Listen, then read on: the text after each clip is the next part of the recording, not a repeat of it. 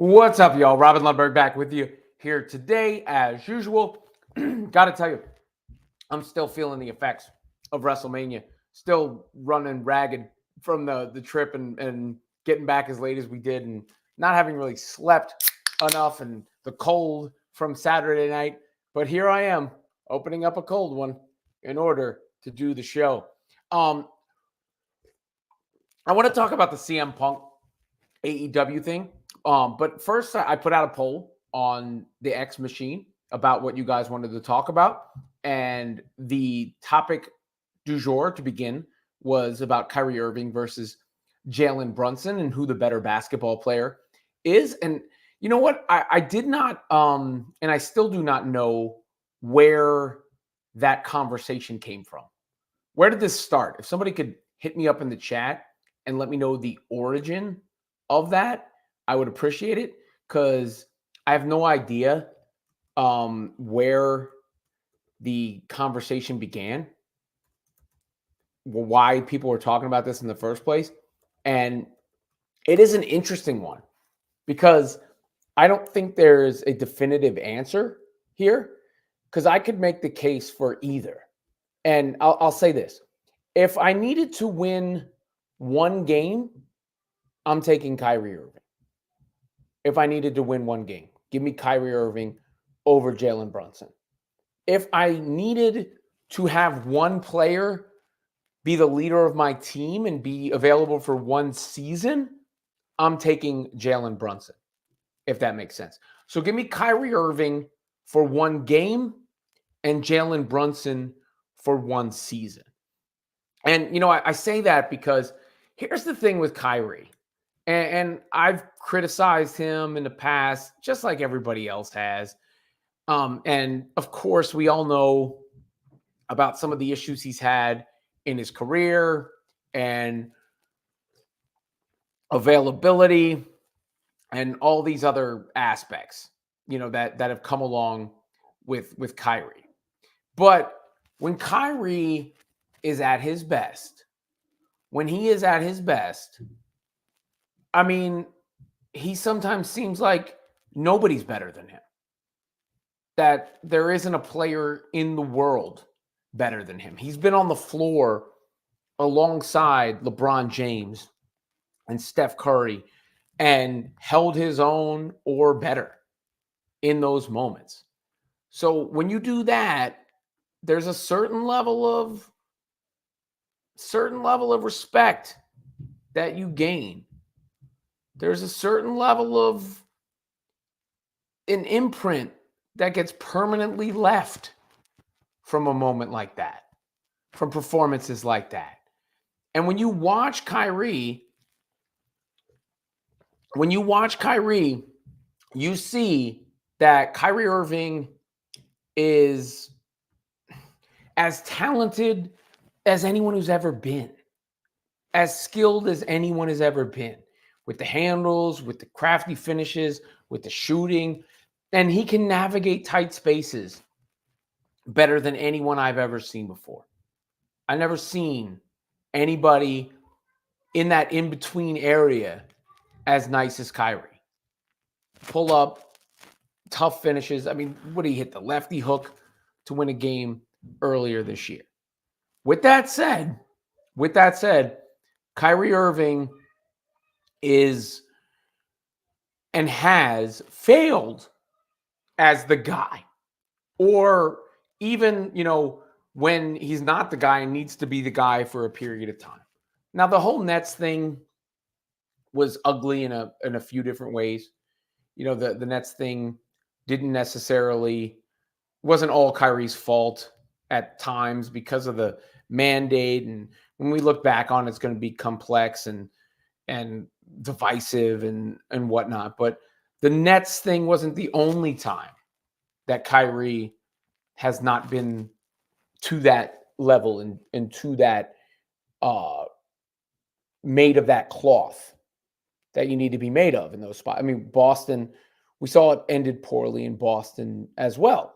Now he's on a team with Luka Doncic where he doesn't have to be the guy, where he can play off the guy. And that's where he's thrived. That's where he's thrived his entire career, really. I mean, he was at his best next to LeBron James, who is very similar to Luka Doncic in play style. Luka is ball dominant like LeBron, sets guys up like LeBron, is the engine that makes all things go like LeBron. And Kyrie plays off that fantastically. Now, we've also seen Jalen Brunson play off Luka very well. If you go back to Jalen Brunson's time with the Dallas Mavericks, he played off Luka well as well. And it wasn't until Luka went out that Brunson really stepped up and Brunson was able to be that guy himself. And he did that in the playoffs too. It wasn't like some random games. Brunson really balled out in those high leverage situations. It's just we hadn't seen him do it over a long period of time. So therefore, we thought, oh, okay, he's not going to be able to do that consistently. We sort of cast him in our head, right? We say this guy ain't that guy until he signs with the Knicks. And he signs with the Knicks. And of course, once he gets there, you see what do you see with that? Like, the criticism looks so silly in retrospect because people were crushing Brunson over his contract. They were crushing Brunson over his contract, and now his contract looks like an absolute positive steal, like a ridiculous thievery on the part of the Knicks. And he has led a team. He has led a team where Kyrie hasn't proven he can do that. And the Knicks continue to play well, even with all these injuries. So it's hard to argue against what Brunson has done. Even in the playoffs last year, he was great in that series against the Heat and in that entire run.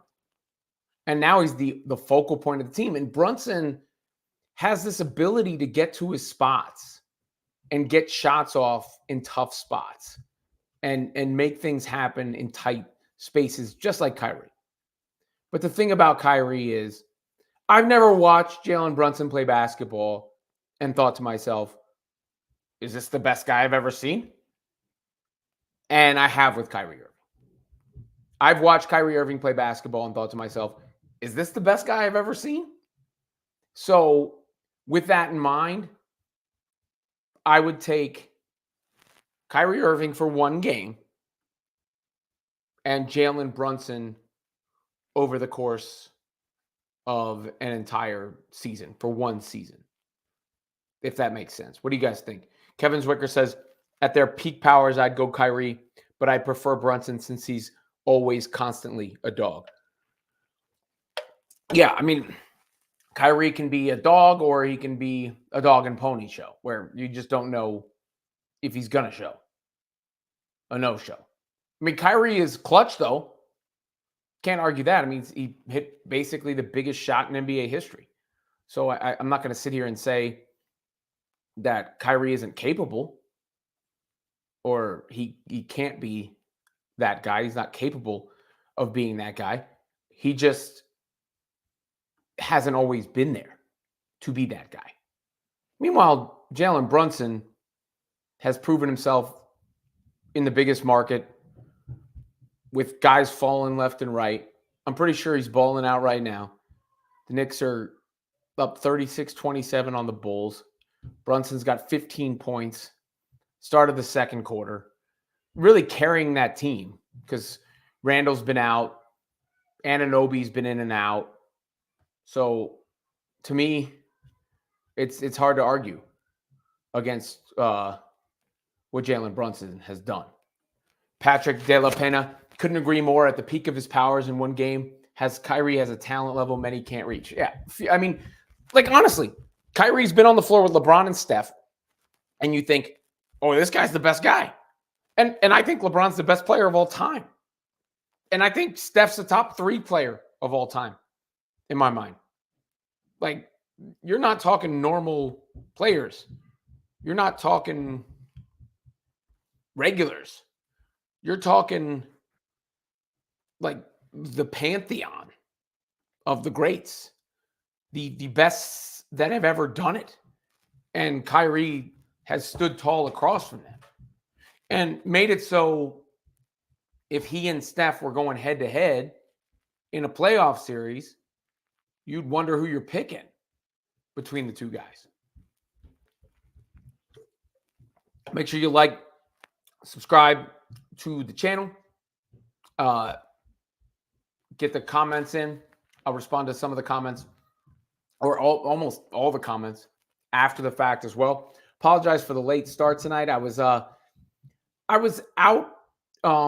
picking up my daughter from her practice, and it was like I thought it was 5:30 to 7:30. It turned out to be 5:30 to 8.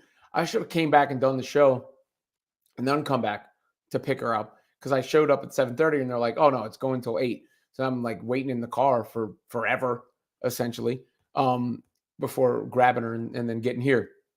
Like I said, my voice is still hoarse from the best WrestleMania of all time.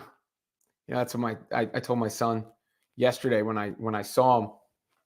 You know, he said, I said, some people are saying it's the best WrestleMania of all time, Raj. He's like, who's saying it? Who's saying it? Is it the best WrestleMania of all time? I was like, do you want it to be? Because you got a case. And he just lit up. He's just happy that he got to go to the best WrestleMania of all time.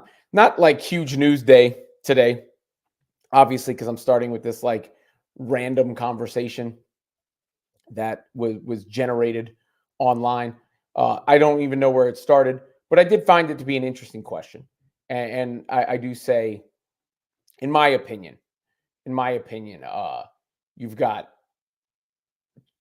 you could go either way, but at their peak, Kyrie's better.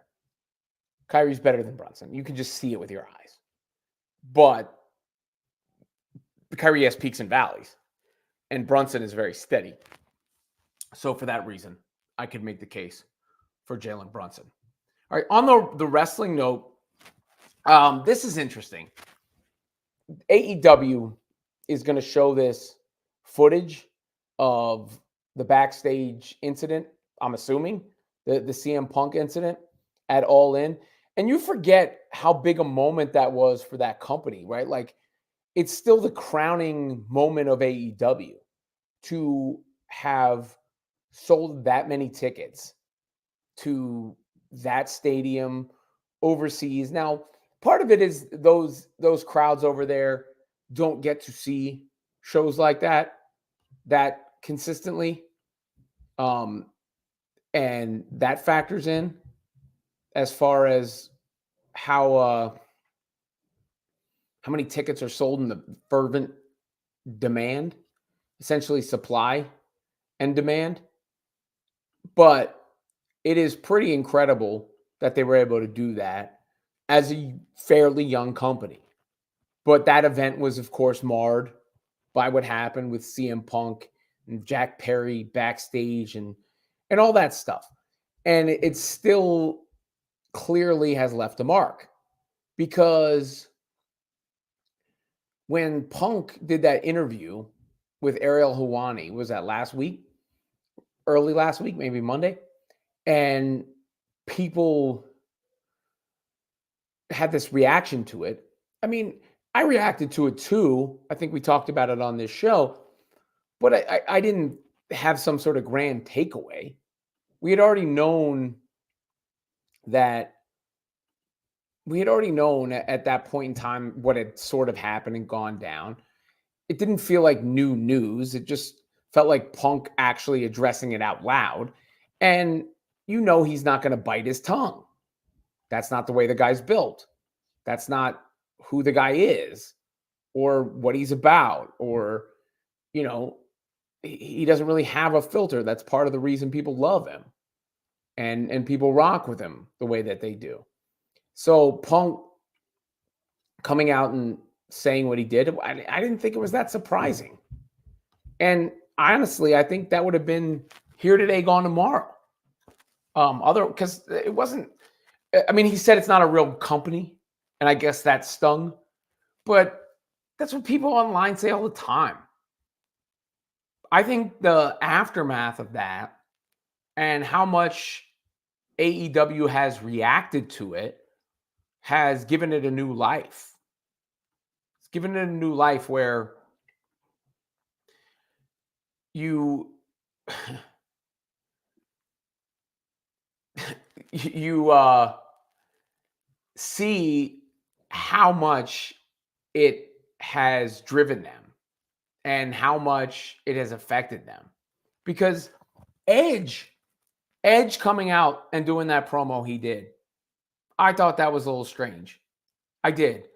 First of all, Edge is not an AEW guy. He's known as a WWE guy. It's not like that's where he started is AEW. You know, that's he's a WWE lifer who just got to AEW. I guess he was speaking as the grizzled veteran in a sense, but I thought that was strange because I didn't think it needed to be said. The whole like rah rah love all professional wrestling. I mean, it almost felt like he was told to go do that. Defend our honor, Adam Copeland. And it felt like Copeland. Now, this decision or what have you, it's interesting because I don't get the point per se. Are they trying to just embarrass CM Punk and they think that will leave a mark? Or are they just trying to pop a number? Because I could make this argument. I could say that what they believe could happen is they get a larger audience who comes in and sees and likes their product and then says they want to stay around. That's at least logical and rational. But they also risk turning people off by just being so obsessed with this. And let me tell you a story about WrestleMania real quick. So when we're at WrestleMania, everybody knows I was at WrestleMania. The night 2, we had heard that you were going to get Drew McIntyre and Seth Rollins to open the show. So we're hearing Drew McIntyre and Seth Rollins are opening the show. And I'm thinking to myself, oh, wait, that means CM Punk is going to be the first entrance. Because I knew he was announcing that's opening. You're going to bring him out in front of the crowd. So CM Punk's going to be the first entrance. And we sat in a section where I think they only sold things as combo tickets. And because of that, we saw the same people in our section night 1 and night 2, of course. And this nice couple from Tennessee sitting right next to me. And the woman was right next to me. And she's cheering really loud for CM Punk. So I don't know, it was a dead space in the show, one of those breaks or whatever. I asked her if she was going to watch the All-In footage. And she had no idea what I was talking about. She didn't even know that he was in AEW, I don't think. Or really what AEW is. And I don't mean that as a diss. Because here's the thing. WWE is a big, big company with a massive following. Raj, who I took to WrestleMania, he's seen me flip over to AEW and ask me what it is, but he's never seen AEW, right? So there's a lot of kids who have never seen AEW. A lot of these casual wrestling fans who you just saw popping for WrestleMania over the weekend, they never saw AEW. They don't know what it is. Or they may have heard of it, but they don't know who Jack Perry is or the Young Bucks are. Let's put it that way. So making Punk look bad, it's hard to do that when a bunch of the consumers of WWE aren't even aware of his existence in AEW and certainly weren't aware of what happened here. Because she asked me if it was part of the story. And I said, no, this was not part of the story. It's the reason he's back in WWE, because he got fired because of this. And that freed him up to go back to WWE. And now we have what we have going on at this moment. And let's be real about it. CM Punk going to AEW, debuting with AEW, is the biggest moment in that company's history. And he's certainly the biggest draw in the company's history. But it's over with now. And I thought, there was some embarrassing things they've done over the course of the time. But I thought they had hit a nice little rebound. They got Mercedes. They got Okada. They got Ospreay. They had put on a couple shows in a row that people seem to respond to and like. And they've always marketed to the hardcore professional wrestling fan. Because like I was saying, there are a lot of WWE fans who aren't necessarily professional wrestling fans beyond WWE. And AEW appealed to the people who are professional wrestling fans. But now, I don't know what they think they're getting. Am I interested in seeing the footage? Of course. Who's not curious to see the footage? Who doesn't think it could be intriguing to see that footage? Of course. Of course it could be intriguing to see that footage. Of course, you're going to get that rubberneck and car crash kind of feeling to see how that's happening, how it happened, what went on. But is it going to stick in any way? I don't know. I don't think so. Punk is over. He's popular. I'm not sure what could be on that tape that would sour him, other than some people saying stuff on the internet for a day or two. Kevin says, Punk is the black cloud that hovers over AEW constantly. Anytime they pick up some positive momentum, somehow he reappears to ruin the day. Kevin, I see what you're saying, but he didn't reappear. He didn't do anything really in this case. He just was on a podcast and he got asked about it. I mean, Ariel was more an instigator than Punk, and you know what you're going to get with Punk. You know what you're going to get. And I really don't know if he reappeared to do anything in this instance, or he just simply answered a question and people didn't like how he answered the question. And certainly Tony Khan and company didn't like how he answered the question. So I don't know if Punk reappeared or really just, or anything like that. Patrick says, I don't understand why they need to do this. Punk has a point. Tony should be checking his employees, but CM Punk acting like choking your coworker is perfectly fine behavior, makes him look nuts. Yeah, I mean, I got no idea what actually took place. I guess we'll see on the tape. Wrestling's an interesting business, man. I like watching documentaries on pro wrestling because it's the only business like it. You know what I mean? There's nothing else like professional wrestling. There's no show, no sport, no nothing that is similar. So the documentaries are fascinating. And you've heard about, guys testing each other backstage or, Kurt Angle and Brock Lesnar and guys policing things backstage. I mean, The Undertaker was known as one of those guys policing things backstage. But as far as attacking your coworker, no. Should you attack your coworker? No. Was CM Punk in the wrong? I'm sure to some extent he was in the wrong. If not to the full extent, he was in the wrong.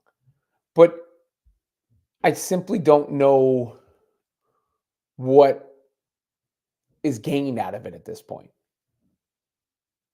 I don't know what's gained out of it. Both sides look bad. They need to move on. Has Punk not moved on? I mean, it'd be one thing if Punk came out on Raw and cut a promo, or on SmackDown and cut a promo. In fact, when he came back to WWE, I don't think he mentioned AEW at all. Did he? Has he mentioned them at all? In the ring? On the show? Because then I would have felt maybe differently about Edge's promo and everything else. If Punk had actually come back and laid waste to AEW on WWE television. He didn't do that. He was on a podcast interview. And when people are on, look, I've had people on this show and you hear me ask them things about their career and their journey and their life. And, you get personal. That's the nature of those kind of conversations. And of course, that's the question people are going to want to ask CM Punk is, what happened there? How did that disintegrate? How did that fall apart the way that it fell apart? And sure enough, that's what he was asked. And he answered it. I don't think he hasn't moved on. I mean, if we're being real about it, when he came back to WWE, he looked happy, did he not? He looked younger and happy. Now, he can't stay healthy. He couldn't stay healthy in AEW, can't stay healthy in WWE. That hasn't changed. But he did look happy when he got to WWE. He did look like a weight was going off of his shoulders. Like he was renewed and refreshed. What is to gain is you're feeding chum to the people that are still interested in the story. Oh, I mean, they're going to pop a rating on Dynamite tomorrow. Probably their biggest rating in a while. And I don't know if it's desperation because some of these other moves haven't moved the needle. They haven't gotten, I think, probably the level of interest maybe they wanted from Mercedes or Okada or Ospreay as far as like a week-to-week change in the number. It's been consistent. But their fan base is kind of consistent. I mean, look at the one thing I'll say, and I don't know if you guys saw the Raw ratings, but they were way up. The Raw ratings were way up. And the segment with Cody and The Rock, over 3 million viewers, apparently. I mean, wrestling's hot right now. WWE's hot right now. The, WrestleMania, I think, was the most viewed thing ever on Peacock. But the Cody phenomenon, I'll give AEW some credit for that. I mean, I don't know if Cody is as popular as Cody is without AEW and that fan base, because he came over and he's clearly a big baby face in WWE, maybe the purest baby face, you can recall. But at the same time, it's not just the kids. It's not just the fans who rally around him, WWE fans. I think there is a certain level of energy that comes from him having done what he did, gone through the journey that he went through, and going to AEW. And then therefore feeling like the champion for those fans, for those wrestling fans who have been there through this whole process. He's the champion. And I'll give AEW credit for that. And of course, Cody Rhodes was an instrumental figure in that company. But as far as CM Punk and what they're doing now, I'm not even hating. I'm not even mad. I'm not mad. I'm not gonna clown them or anything like that. I just don't really get it, other than a short-term bump.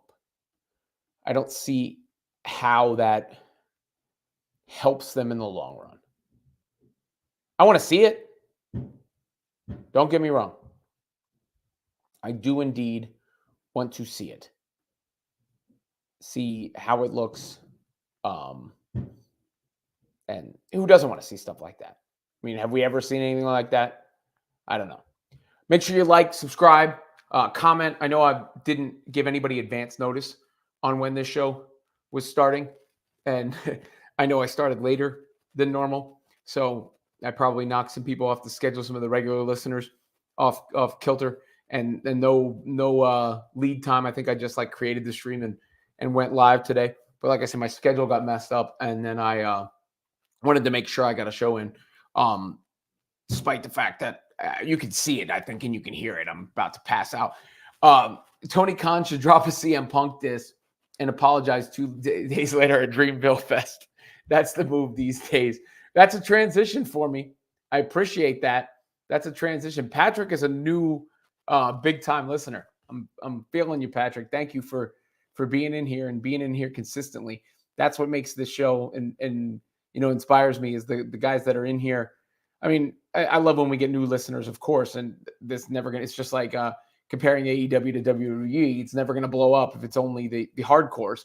But I love seeing the people that come in and stay in here every day.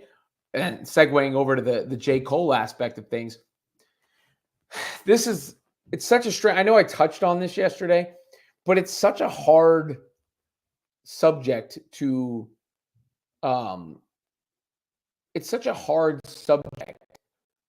completely wrap my head around, because there is a part of me that appreciates what J. Cole did.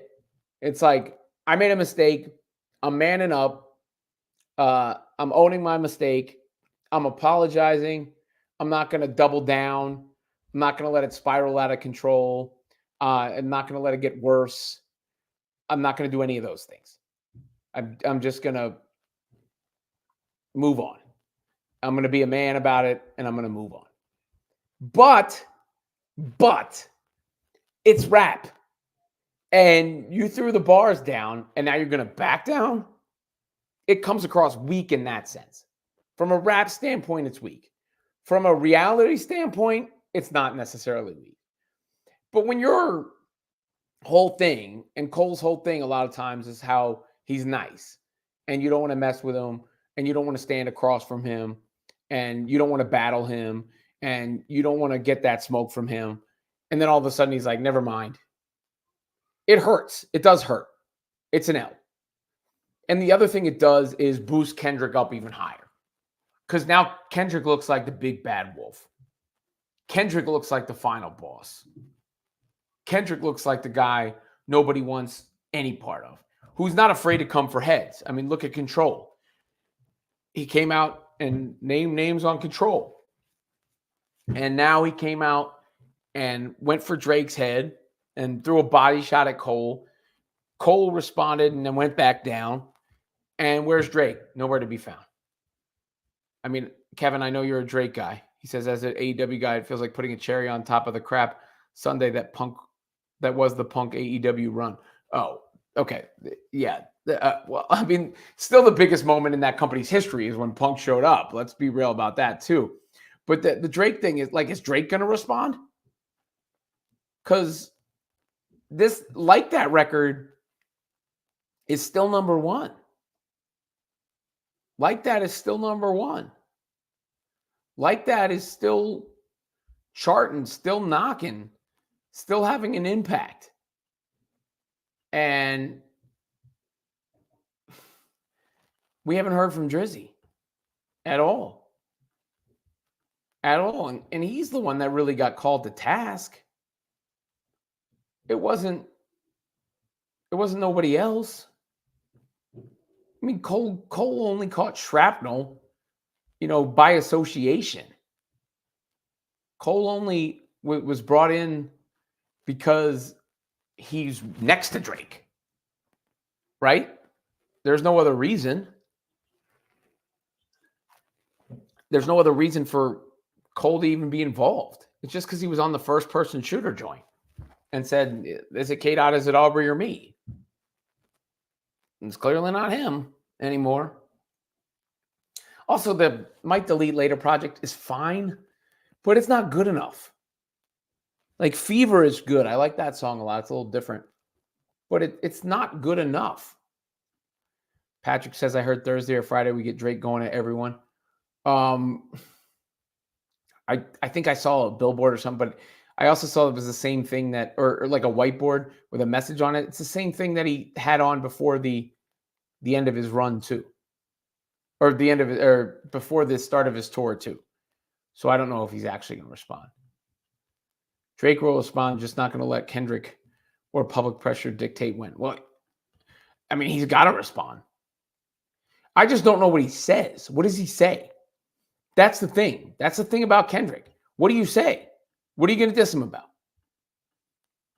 I mean, people like, it takes you a while between albums. Yeah, that's because they're great. Well, you're deeper than us. Okay, is that a diss? I mean, what do you say about Kendrick? What's the diss?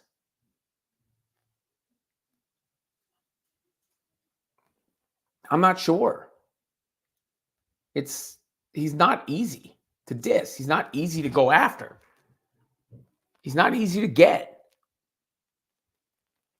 And that's what we're finding out. That's what we're finding out. Make sure you like, subscribe to the channel. Hit me up in the chat. If some of you guys are thrown off by the schedule today, I apologize. Again, the show's now available in podcast form also, if you want to catch it that way later. Right after the show, I put it up on Apple and iTunes, which are the same thing. I'm sorry, Apple, I'm tired, and Spotify. And it gets up there right after the show also. So you can catch that, you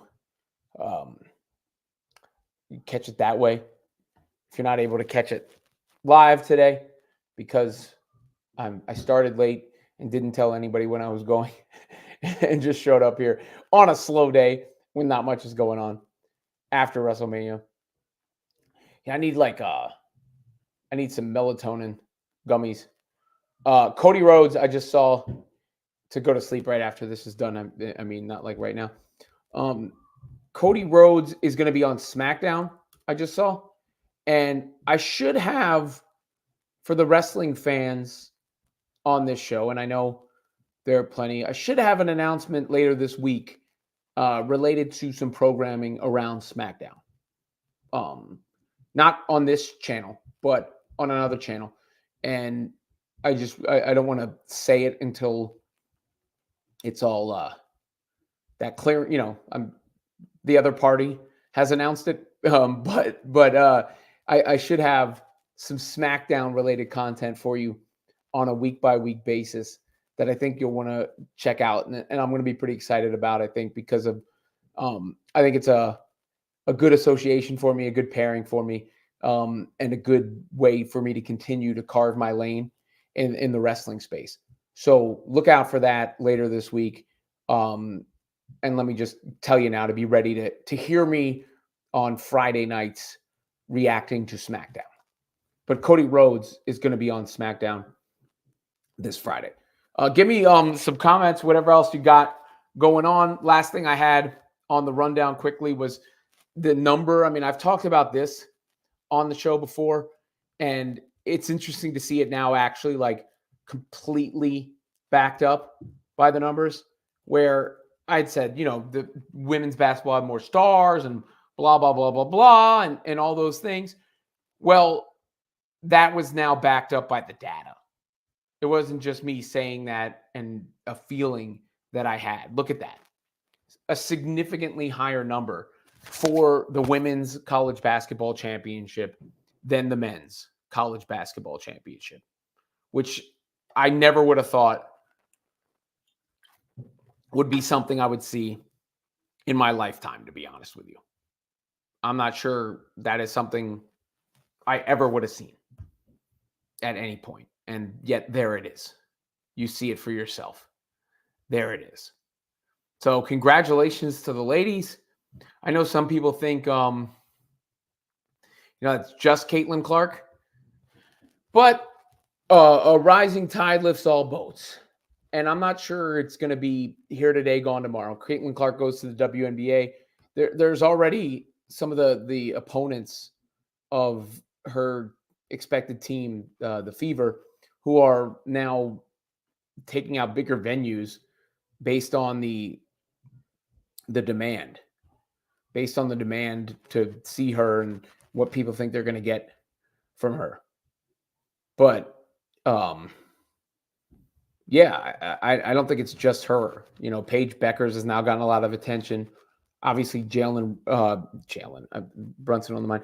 Angel Reese has gotten a lot of attention. She's going to the WNBA, of course.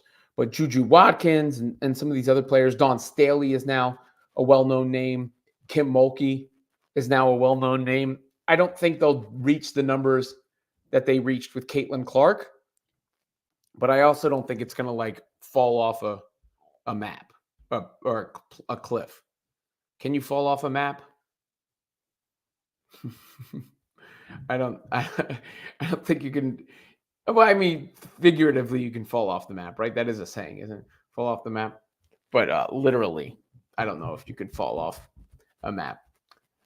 Brunson has 24 at the half. Do you think he can find his way onto the NBA first team? What would be your expectations for the Knicks in the playoffs without Randall? Unfortunately, I don't think the Knicks can go very far in the playoffs without Randall, simply because all the attention is going to go on Brunson. All the attention is going to go on Brunson. And there's just not somebody else to beat you on that team right now. There's not somebody else who I think is going to punish you on the Knicks right now. OG hasn't been completely healthy. DiVincenzo has been a lot better than expected, than I thought he was. But I just think you need another guy to take the pressure off. I think they could win a series, more than one. I don't know. Brunson deserve. I mean, look, there's no reason he shouldn't get consideration for any All-NBA team. He's averaging 28 points a game, shooting nearly 50% from the floor. The clear leader of a team that's a top 4 seed in the conference. Did get some perhaps bad news out of the NBA. Looks like Giannis Antetokounmpo suffered an injury, a non-contact injury. Let me show you real quick. I'll take this banner down first. Here's what we saw from Giannis just a second ago. Does not look good. Well, needless to say, GA, this is of major concern here. Giannis Antetokounmpo just sits down to stop play. Now, best case scenario, let's just hope it's a cramp of the calf. But yeah, I mean, he walked it off pretty good. So under... maybe that's what it was. Maybe it was a cramp, and of course, that would be the best case scenario for the Bucks in that situation. But you don't want to see the guy get injured. You don't want to see anybody get injured, of course. But a guy like Giannis, and it's such a meaningless part of the season, so you can't really take the results. I think I saw like LeBron and Anthony Davis might not even play tonight. It's just such a meaningless part of the season, so you can't take too much of that seriously. Because in April with the NBA, you either got guys who are waiting for the playoffs to start, or guys who are waiting for vacation to start. And then some people still playing for the play-in. If I could pick one AEW versus WWE wrestler match, what would it be? MJF, does he still count as AEW? Against CM Punk. No. MJF, let's leave. Against Cody Rhodes. Right now, I'd say that. And then Mercedes against Rhea. I think those would be the two. The Rhea Ripley, Liv Morgan feud looks pretty cool. Looks like it could get some heat there. I'm interested in that one. I wonder how, I did, if you've never seen the Needle Wrestling podcast, check it out. But we talked about the possible build to SummerSlam and some of the matches that could be on SummerSlam. And Patrick and Kevin carrying the show today, by the way. MJF versus Seth would be incredible. I think you could see Seth and Roman, right? Seth and Roman being the first one back, for Roman, or the first major feud post-title because of how the title match ended. Roman posted a video today saying something like, yesterday I mourned, today is day one, or something to that effect. Yeah, yesterday I mourned, today is day one. And it looked like he was on a treadmill or something. As far as what he was doing, getting ready. But I could see Roman and Seth. And I could see Rock and Cody, perhaps. And what about Punk and Drew McIntyre? By the way, the CM Punk footage, that's who benefits the most from that, is Drew McIntyre. Drew McIntyre is the guy who's going to get the most run out of that footage, the most juice out of that footage. That's going to be funny because he's really good on social media. All right. Any other comments? Get them in real quick because I'm going to rest up tonight. I should hopefully be back to my full energetic self tomorrow with the ability to properly speak. Who knew WrestleMania would take such a toll on me physically? I guess I should have known. The week we did it in a concise manner, and it was brick cold on Saturday night, and we drove back home on Sunday night and got the kids up. I got the kids up for school and all that. So I need one of those. I call them Odin sleeps. I tell the kids, and you need an Odin sleep every now and again. That's what I need, an Odin sleep. So until I'm recovered from my Odin sleep and back here, I can't even properly sign off because my brain is so scrambled. I'll be back tomorrow as usual. Same Robin channel.